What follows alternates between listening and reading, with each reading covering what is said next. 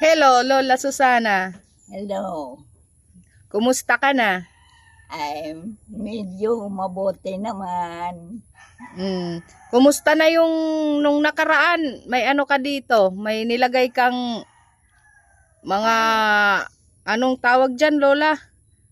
So, Yan. Anong tawag dyan? walang pakialam ng mga daliri ko. Sabi ng doktor tungkol sa lamig daw. Sa lamig, anong tawag dyan sa nilagay nyo? Ayan.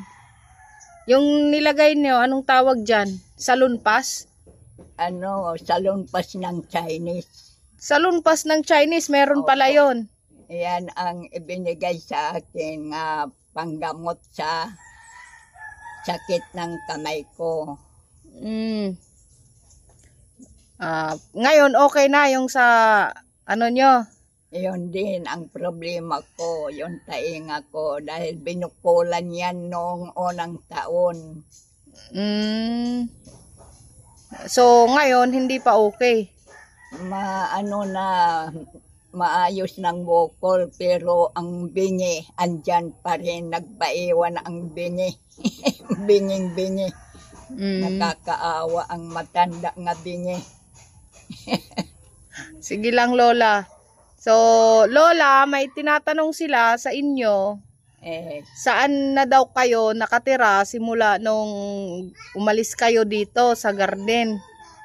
Ay, kung iyan ang itatanong sa akin, may bahay ako kapalit ng bahay dito. Itong bahay ko. Ang bili sa akin ni Madit nga 20,000, binili ko ng materyales at inupa ko advance sa lote doon sa pinatayuan ko ng bahay din. Bahay-bahayan. Pero teka lang, Lola, yung lupa na tinitirikan ng bahay nyo, sa inyo ba yon or nangungupahan lang kayo? Yun lupa lang ang inuupahan ko. Yung bahay akin yan, pinatayo. Kaya di natatapos dahil wala kong pera na. Yun yung ginamit nyo, yung binigay sa inyo dito na pera, yun yung ginamit nyo para makapagpatayo ng bahay sa lupa na yun. Doon. Hindi ko narinig mabuti yung salita mo. Di ba yung binigay sa inyo na pera dito sa dati mong bahay, yun yung ginamit nyo doon sa bago nyong bahay ngayon. Yun yung pinagawa ng bahay. Tama? Oo, iyan. Pinagawa ko ng bahay. Yung pera na yun yung ginamit mong pera para magpatayo ng bagong bahay. Opo, iyan ang ano. Kumusta naman yung bagong bahay na pinagawa nyo? Andyan. Pero di pa maayos yung dingding, may karton, may mga powered nga sira nga binitay ko dyan. Ginawa ko na lang ng paraan para makatira ko dyan. Malapit lang dito, siguro mga 10 minutes paglakad mula dito hanggang sa bahay ko. Sino-sino naman yung mga kasama nyo sa bagong bahay nyo, Lola?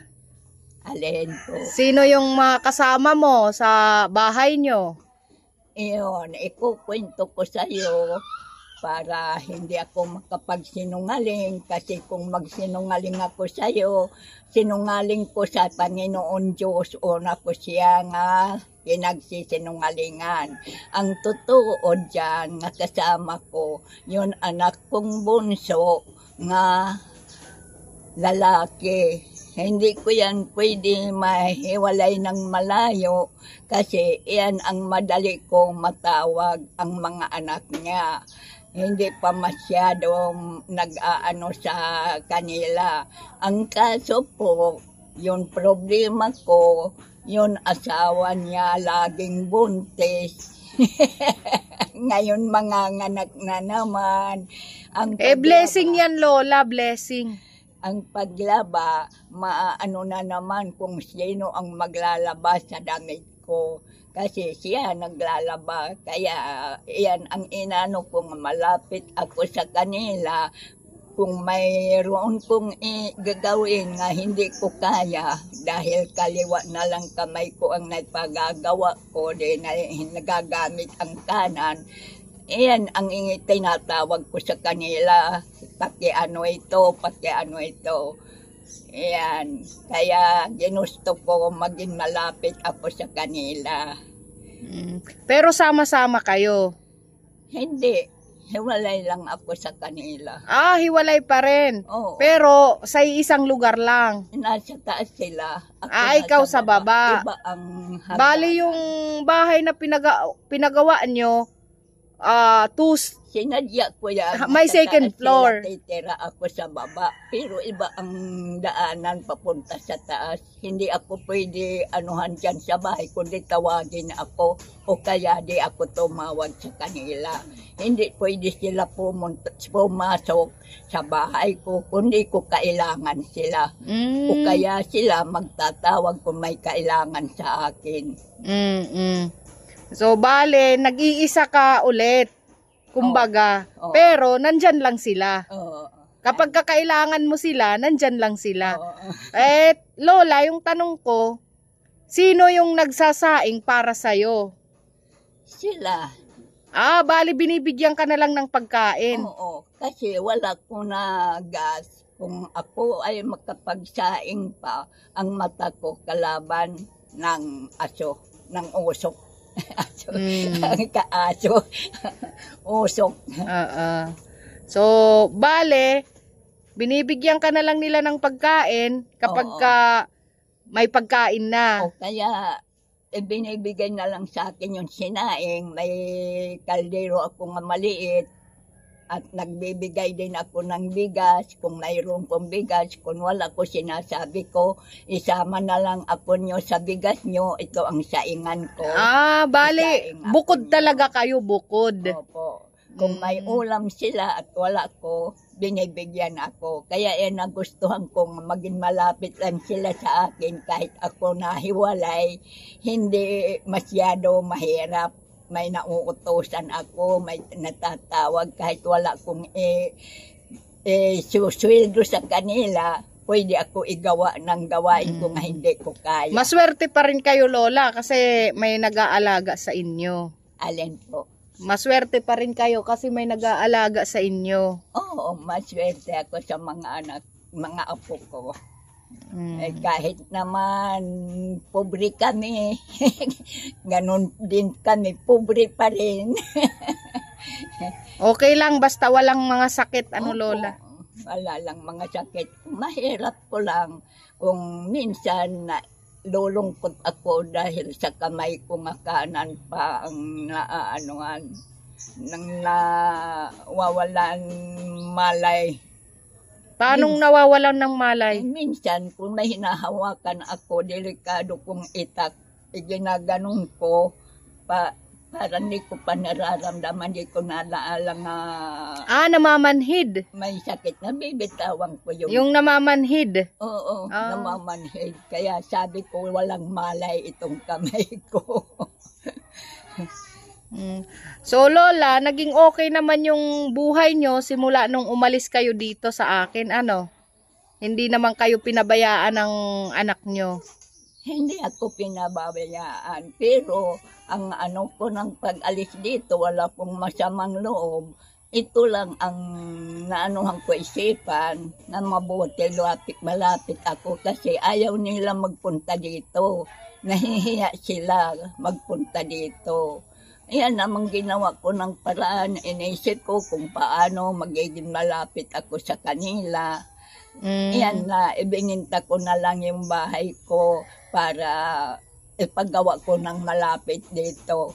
Kasi hindi ko rin masyadong maiiwasan ang may gardinan. Dito ako nag-umpisa nang magkamayroon isip nga malinis.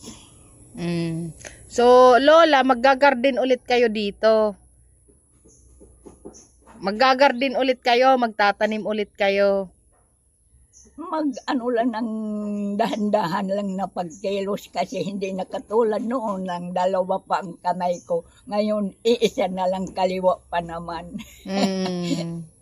So, ayan ang bagong update natin kay Lola Susana, guys. Sa mga nakakamiss kay Lola Susana, ito yung kanyang interview ngayong araw. Hanggang sa muli, thank you so much sa inyong lahat. Pasalamatan nyo, Lola, yung mga sumusuporta sa inyo. Iyan nga. Mula noon hanggang ngayon na may Iyan sumusuporta pa rin. Natutuwa ako ngayon nga tayo na nakaharap ako na naman ng microphone. Natutuwa ako para makabati ako sa kanila. Gustong-gusto ko na batiin sila. Nananabik na ako sa kanila. Dahil marami dyan yung mga bigay sa akin. Kung nakikita ko, lalo ko sila naaalaala ang mga nagbigay sa akin. Andyan pa rin ngayon yung mga gamit na bigay sa akin. Nagpapasalamat ako. Ko pinagpapasalamatan ang Panginoon Diyos kasi siya nagbibigay ng biyaya sa mga kapwa ko. Ang mga maglalambot ang mga loob nga nagbigay sa akin, andyan pa. Salamat sa inyo, maraming salamat at ikinatutuwa ko ngayon nga pagpaliwanag ako sa inyo nga buhay pa rin si Lola Susana pa rin. Bye-bye, Lola. Bye-bye.